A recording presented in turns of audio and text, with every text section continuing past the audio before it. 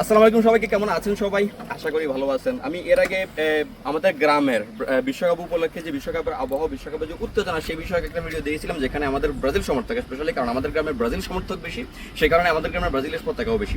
তো ব্রাজিল সমর্থকদের পতাকা দেখিয়েছিলাম আমাদের গ্রামে। আজকে এসেছে জগৎপুর গ্রামে, যে জগৎপুর গ্রামে এই জগৎপুর দেশের উপরে অসংখ্য অসংখ্য পতাকা রয়েছে। যতটুকু শুনেছি 150 টাকার পতাকা প্রত্যেকটি দলের রয়েছে। তো ব্রাজিল এবং আর্জেন্টিনা দল তারা আলাদা আলাদাভাবে সাইড দখল করেছে।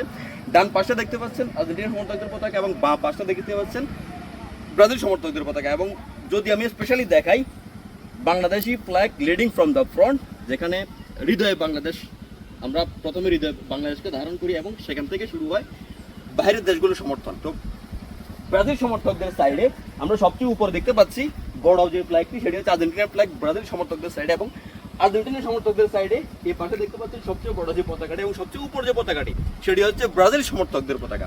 তো সব মিলিয়ে এটি বলতে পারি যে উন্মাদনার যেটি বিশ্বকাপ উপলক্ষে সেটি স্টার্ট হয়ে গিয়েছে।